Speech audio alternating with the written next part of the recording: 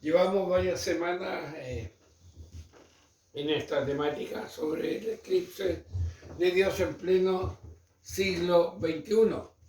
Dijimos la semana pasada que la falta de arrepentimiento genuino es parte del eclipse de Dios entre su pueblo. Recuerde que un eclipse tiene una penumbra y una umbra. La umbra es cuando está totalmente tapado y ahí está lo inconverso, y la penumbra es cuando todavía hay un poco de luz. Ahí hay mucho pueblo del Señor por la falta de arrepentimiento. ¿Por qué, hermano?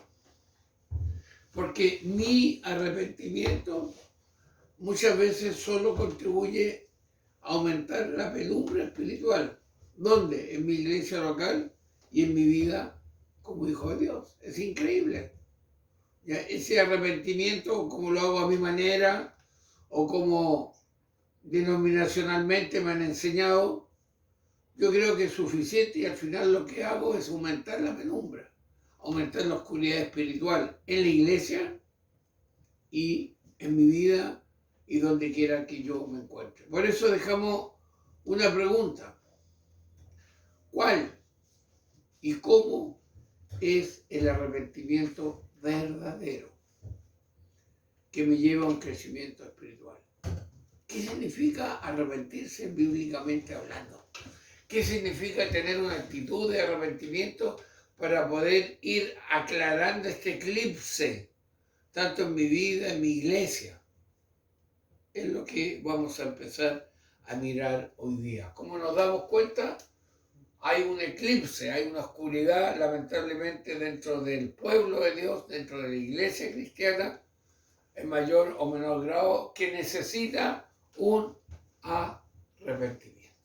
¿Ya? Que necesita un arrepentimiento. ¿Ya? Verdadero. Porque existen muchos ejercicios espirituales que supuestamente son arrepentimientos. Pero con el tiempo nos damos cuenta que hay más oscuridad que luz. ¿Por qué? Lo vamos a estar mirando. ¿Ya? Quiero que busque 2 Corintios 7 del 8 al 11. Voy a ver que Carmen lo lea, por favor. 2 Corintios 7 del 8 al 11. Ahí el apóstol habla de dos formas de arrepentimiento, una verdadera y una falsa. Una conforme a Dios y otra conforme al mundo. ¿Ya? Escuchemos fuerte. Porque aunque os contristé con la carta, no me pesa, aunque entonces lo lamenté, porque veo que aquella carta, aunque por algún tiempo os contristó, ahora me gozo, no porque hayáis sido contristado, sino porque fuisteis contristados para arrepentimiento, porque habéis sido contristados por según Dios, para que ninguna pérdida padecieseis por vuestra parte. Porque la tristeza que es según Dios produce arrepentimiento para salvación, de que no hay que arrepentirse, pero la tristeza del mundo produce muerte. Porque he aquí esto mismo de que hayáis sido contristados según Dios, ¿qué solicitud produjo en vosotros? ¿Qué defensa? ¿Qué indignación? ¿Qué temor? ¿Qué ardiente afecto? ¿Qué celo? ¿Y qué vindicación? En todo os habéis mostrado limpios en el asunto. El apóstol habla de dos tipos de arrepentimiento. En la nueva traducción viviente dice así, no sé si usted alcanza a leer ahí o escuche, dice así, hablando el apóstol: no lamento haberle enviado esa carta tan severa. Le había mandado una carta retando, confrontando a la iglesia en Corinto. Aunque al principio sí me lamenté, porque sé que les causó dolor durante un tiempo. Ahora, decía el apóstol, me alegro de haberla enviado, no porque los haya lastimado la carta, sino, y aquí viene la clave, porque el dolor hizo que se arrepintieran y cambiaran su conducta. Fue la clase de tristeza que Dios quiere que su pueblo tenga. de modo que no les hicimos daño de ninguna manera. Y aclara, pues la clase de tristeza que Dios desea que suframos nos aleja del pecado y trae como resultado salvación. No hay que lamentarse por esa clase de tristeza, o sea, ese dolor, esa tristeza, ese arrepentimiento que cambia conducta es bueno. Y explica, es el bíblico, explica el otro arrepentimiento. Pero la tristeza del mundo, a la cual le falta arrepentimiento, no hay cambio, resulta en muerte espiritual. Entonces, el apóstol está hablando de dos tipos de arrepentimiento. Uno con dolor y cambio, y el otro quizás con dolor pero sin un cambio. Hermano, el dolor que no pasa del remordimiento, bíblicamente no es arrepentimiento. Vuelvo a leerle. El dolor, ¿ya?, que no pasa de ser un remordimiento, bíblicamente no es arrepentimiento. ¿Por qué?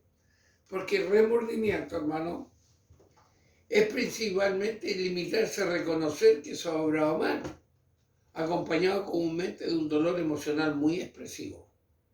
Alguna gente deshace en llanto, perdóname, disculpe, nunca más, no fue mi intención y todo. Hay un reconocimiento de haber obrado mal, a veces muy expresivo. Pero nos damos cuenta que con el tiempo la persona vuelve a hacer lo mismo o peor. Decimos, bueno, no. Y vuelve de nuevo quizás a tomar la misma actitud de un remordimiento, de un reconocer, pero no un cambiar. En cambio, el arrepentimiento, fíjese bien, es mucho más que limitarse a reconocer que se ha obrado mal. Más allá, o sea, incluye muchas veces dolor, llanto, contrición, que si yo sentirse avergonzado, incluye todo eso, debería incluirlo, ¿ya? Pero es un cambio en la manera de pensar y en el corazón, que brinda una nueva perspectiva de Dios, de uno mismo y del mundo. Implica apartarse del pecado y volverse a Dios en busca del perdón. Ese es un verdadero arrepentimiento. No solo dolor, no solo reconocimiento, no solo emoción expresiva, sino también un cambio de actitud, ¿ya? Como algunos dicen por ahí, es un giro de 180 grados en mi vida. Y representa lo que dice Romanos 12:2, la primera parte: no imiten las conductas ni las costumbres de este mundo, más bien dejen que Dios les transforme en personas nuevas al cambiarle la manera de pensar. Ahí hay un verdadero arrepentimiento. En otra parte dice, cambie su manera de pensar y cambiará su manera de vivir. ¿Ya? Muchas veces la gente emocionalmente es fácil manipular a las personas, ¿ya?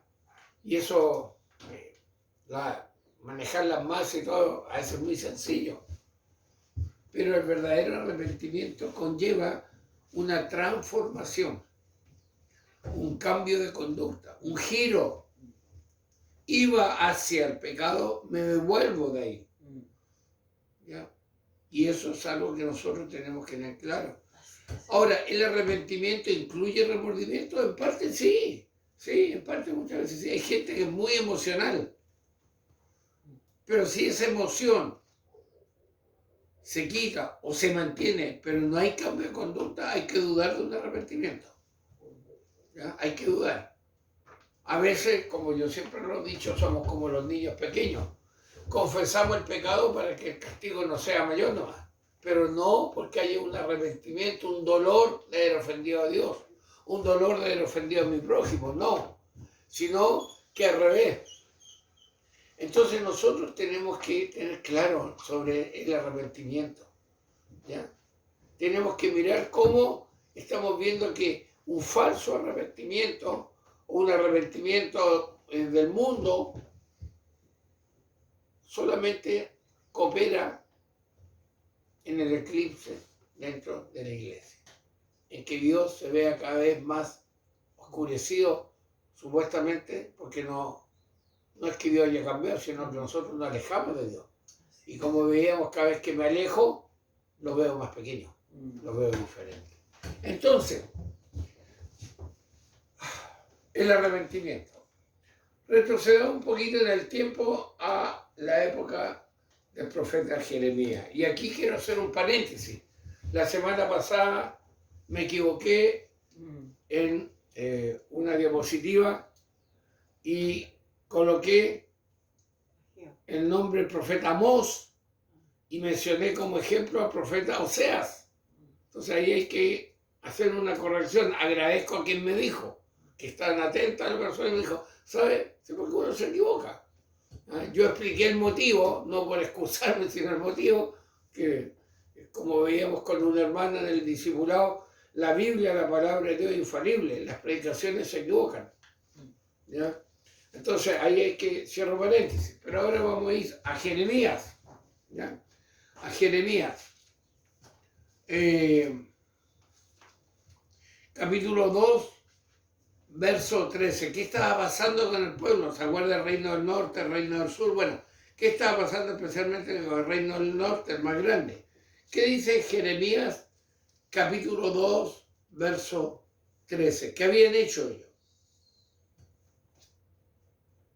Porque dos males ha hecho mi pueblo. Me dejaron a mí, fuente de agua viva, y cavaron para sí cisternas rotas que no retienen agua. Tanto el reino del norte como el reino del sur se apartaron de Dios, abandonando la fuente de agua viva para cavar cisternas agrietadas que no retienen agua. Oiga, hermano, ¿y qué significa cisternas rotas? ¿Sabe que uno investigando, mirando, sorprende lo que la aplicación y las explicaciones que muchos dan a este versículo? Y yo le quiero compartir uno de un pastor que dice lo siguiente. Sería el cambiar agua viva a cisterna rota, sería como abandonar un manantial de agua fresca para ir a beber de una cloaca. Asqueroso, ¿verdad? Como hasta tomando una cloaca, pero eso es cambiar a Dios por cisterna rota. Un falso arrepentimiento, un doble estándar, una iglesia con doble estándar. Lamentablemente, el reino del sur, en la época de Jeremías, nunca extrajo una lección del exilio a que Dios sometió al reino del norte. No aprendieron. Y cuando el reino del norte fue exiliado, Jeremías dice que Dios despidió al infiel Israel y le dio carta de divorcio. O sea, ya no eres mi esposa. ¿Ya? Es algo muy simbólico ahí. Por eso le celaba tanto, entre comillas, en buen sentido, porque tú eres mi esposa. ¿Se acuerdan que vimos que en ese aspecto pecar era cometer adulterio, era prostituirse, abandonar al Dios verdadero? Bueno, acá Dios le da carta de divorcio al reino del norte. Hermanos, la iglesia es la novia de Cristo. Sin embargo, al igual que el pueblo de Dios en el Antiguo Testamento, la iglesia contemporánea también tiene sus amantes. Ahora, yo quiero que me entiendan lo siguiente. No estoy diciendo que no están sirviendo a Dios, que no están casados, o que no es la novia de la iglesia. Aparte de eso, tienen su amante. ¿Me capta la idea? Y usted sabe lo que pasa en la práctica cuando un matrimonio, uno de ellos tiene amante. ¿Ah? Algunos se creen muy varoniles porque tienen dos hogares. ¿Ya?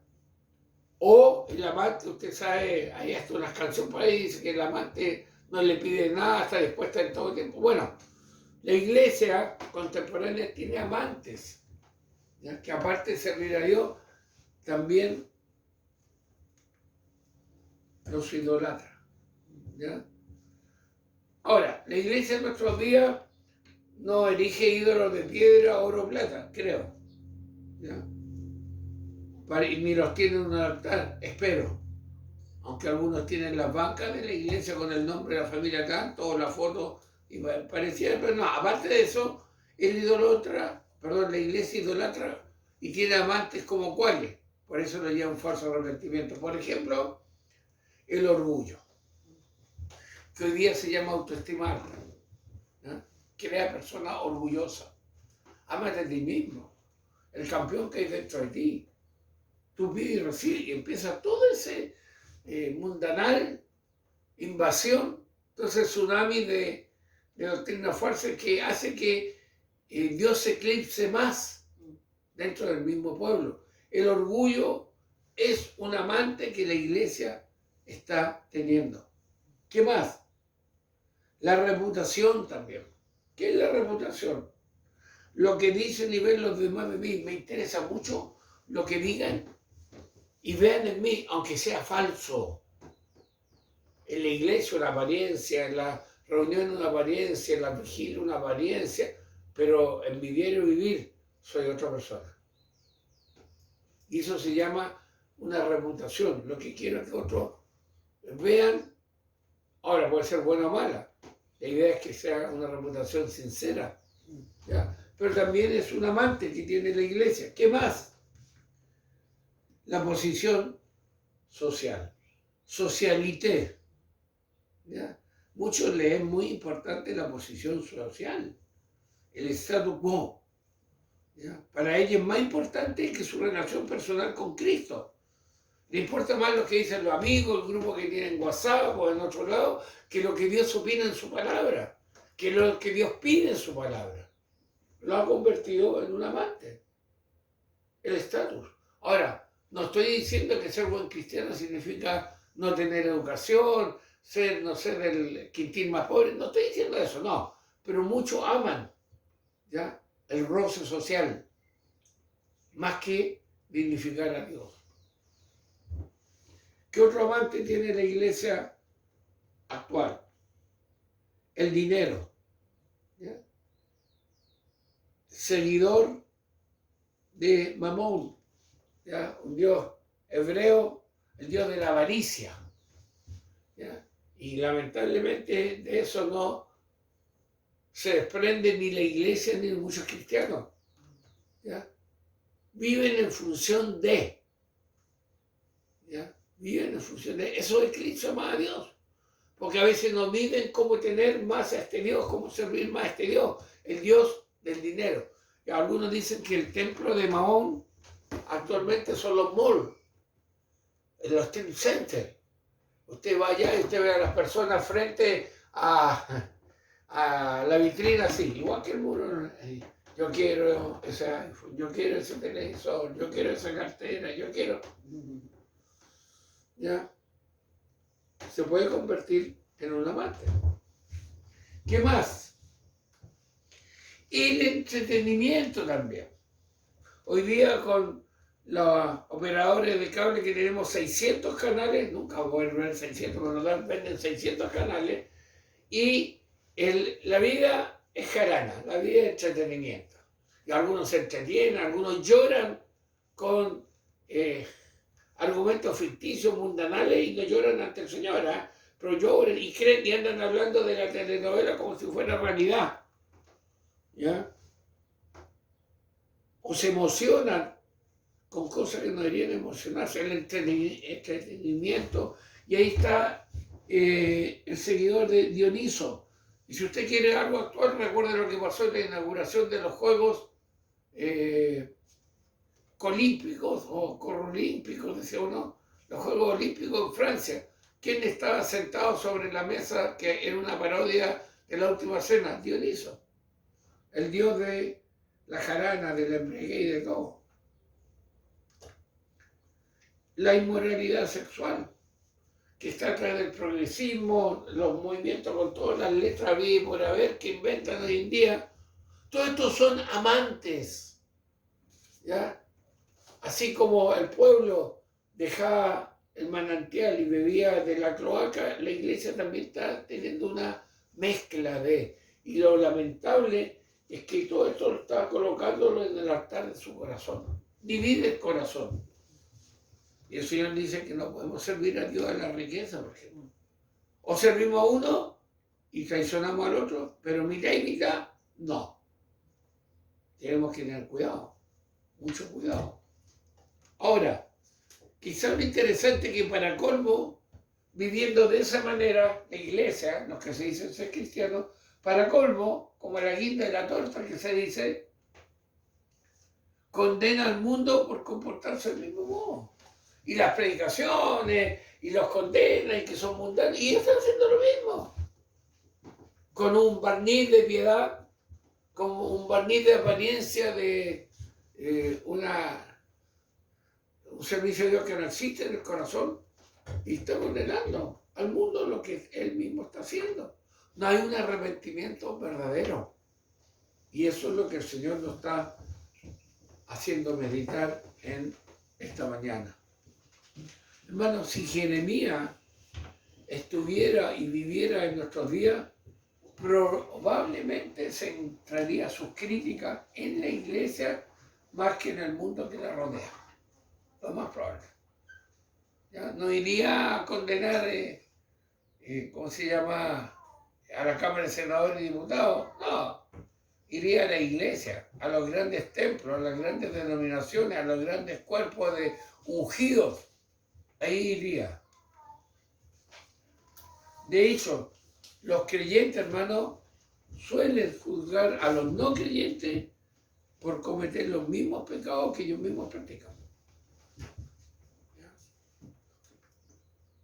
El apóstol Pablo censura, estos son moralistas, se llaman lo que hacen eso, tanto de su época como de la actual, precisamente por esa actitud, estar condenando esa actitud que está mala, pero que él mismo está haciendo. Y le dice así en Romanos: por lo cual no tienes excusa, hombre, quien quiera que seas tú que juzgas, pues al juzgar a otro, a ti mismo te condenas, porque tú que juzgas practicas las mismas cosas. Y usted ve ahí en Romanos, tú que dices que hay que robar, robas, tú que dices que no hay que adulterar, adulteras. Entonces el moralista es juzgado por Dios. Es juzgado por Dios. Inclusive el apóstol Pedro dice lo siguiente. Escucha bien. Porque es tiempo de que el juicio comience por donde, por la casa de Dios. Y si comienza por nosotros primero, ¿cuál será el fin de los que no obedecen el Evangelio de Dios? Si, hermano, van a ser condenados, van a ser juzgados, enjuiciados los creyentes. No estoy diciendo una condenación eterna. Recuerde cuando hablamos de lo temporal y de lo eterno. ¿Cuánto más a los que no conocen del Señor? Por eso, hermano, la pandemia que todavía anda rondando por ahí, la pandemia del coronavirus causó que las edificaciones de las iglesias fueran cerradas. ¿Se acuerdan ustedes de eso? Pero no fueron los únicos templos de adoración que fueron afectados. ¿Ahí usted? No. Ahora, lamentablemente, algunas iglesias y algunos cristianos se acostumbraron a no congregarse presencialmente. Y eso hay que autoexaminarse el por qué. ¿Ya?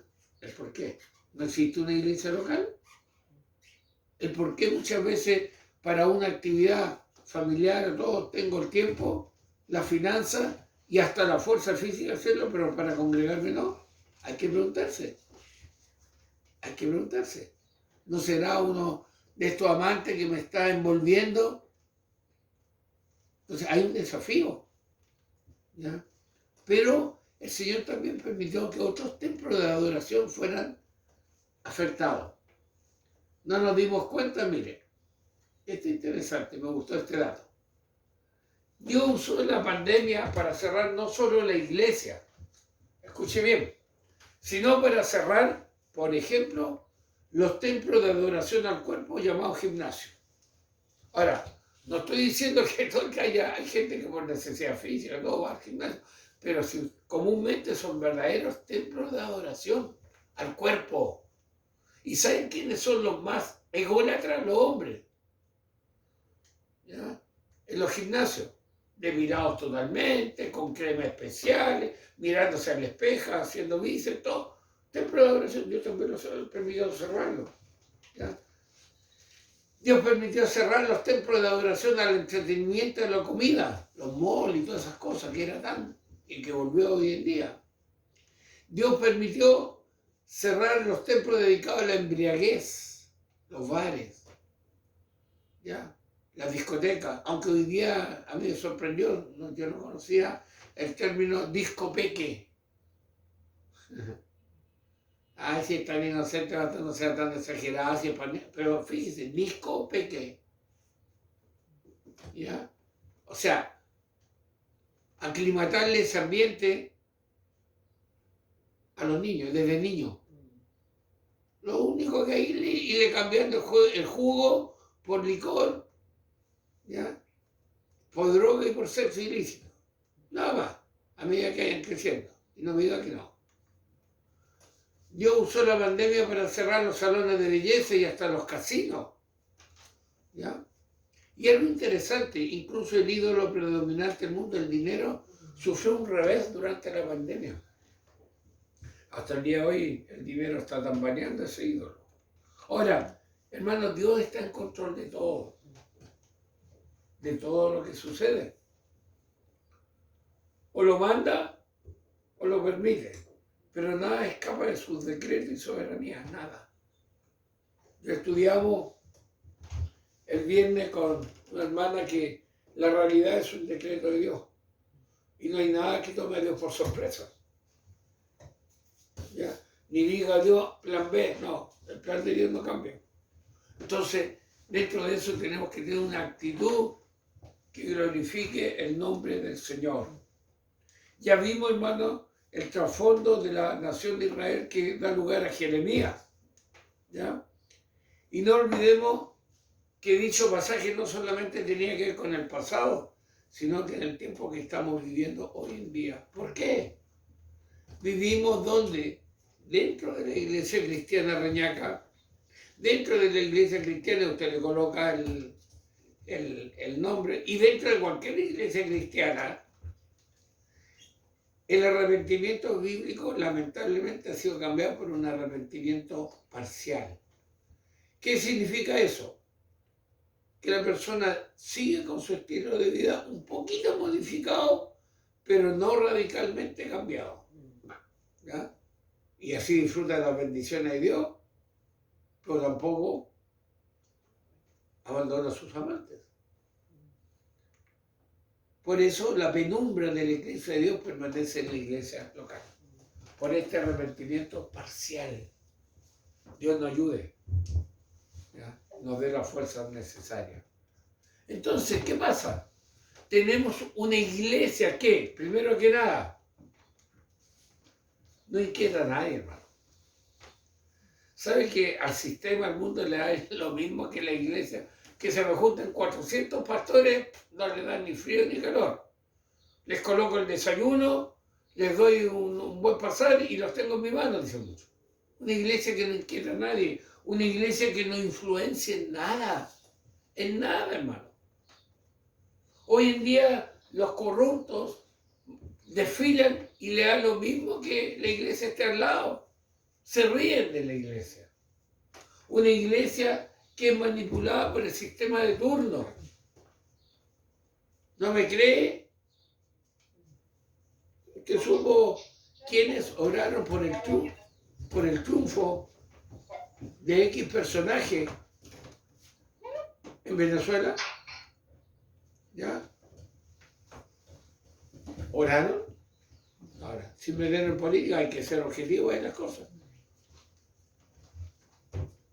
Una iglesia que en vez de estar en la arena del circo romano está sentada en la falda del emperador romano.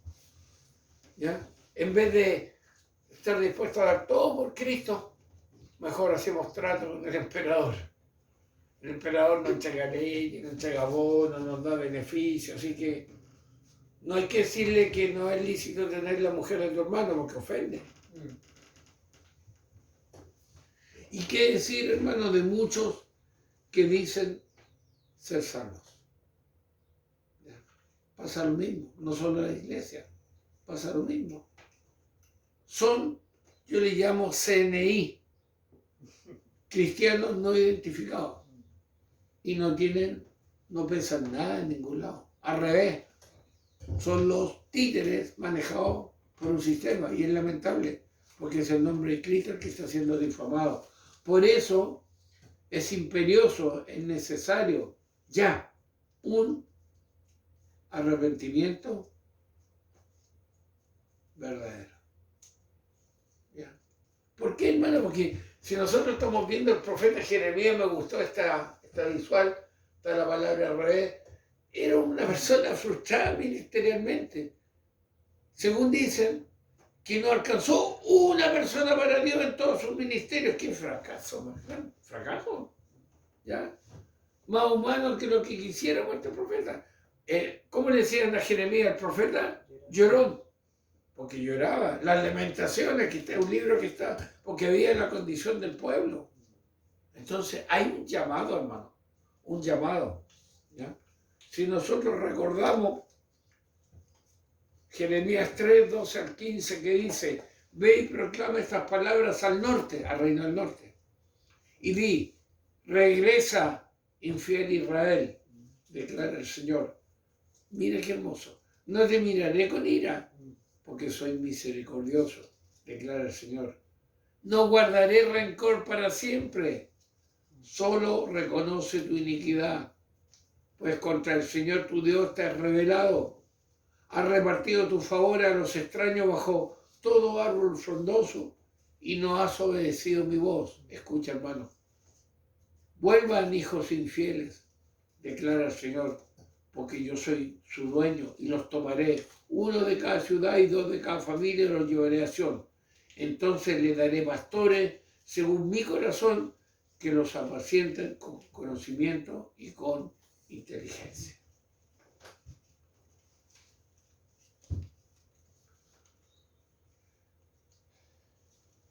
En un momento dado, Dios le pide a Jeremías que profetice al reino del norte y los llame a volver a Jehová, contra quien habían cometido toda clase de iniquidades. Era cosa seria. Ahora, algunos dicen que Jeremías fue hasta Siria, donde están esclavos el pueblo, y le habló a los que están allá. Otros dicen, otros creen, ¿ya?, que Dios envió a Jeremías a hablar a aquellos que permanecieron en la parte norte del país y que nunca fueron llevados como esclavos en el momento de la invasión a Siria. Ahora, independientemente de cuál fue la audiencia principal que Jeremías tuvo, podemos observar ciertas enseñanzas principales que dan la base y definen el arrepentimiento bíblico. En Jeremías 3, del 12 al 15. Es decir, podemos vislumbrar y mirar este arrepentimiento verdadero y podemos, si quisiéramos bosquejarlo, quisiéramos ordenarlo, bajo 4 principios básicos. Y ahí está el desafío. Hoy el Señor nos dice: debes arrepentirte, debes volver. ¿Ya? Cuidado con los amantes. Pero también el Señor nos va a dar el desafío de estos principios para ver que este llamado arrepentimiento es con un corazón de padre, pero también con la santidad que Él tiene como Dios. Dios nos ayude a poder buscar en nuestras vidas, revisar nuestras vidas, revisar nuestro andar en el Señor, porque es necesario. Es necesario. Es necesario. Por algo Dios nos está hablando. Por algo Dios nos está hablando de arrepentirnos. ¿Ya? Pero ¿sabe qué? Le adelanto algo. Este llamado no es, como diríamos, a chicotazo limpio. Tiene un carácter paternal muy hermoso, que espero que podamos dimensionarlo. Y los hijos de Dios van a captar que es su madre el que está hablándoles. Dios nos ayude. Oramos. Padre, gracias por tu palabra. Gracias por estos momentos. Ayúdanos a buscar este arrepentimiento, que no solo sea un dolor, sino también haya un cambio de corazón, de actitud, de mente, y seamos usados para tu gloria. Bendice a quienes han escuchado y van a escuchar este sermón, y ayúdanos a volver los ojos a ti. Volver a ti, como tú nos llamas, con un corazón paternal, pero a la vez con un celo de un Dios verdadero. Ayúdanos y bendícenos. Te lo pedimos en el nombre de Jesús. Amén.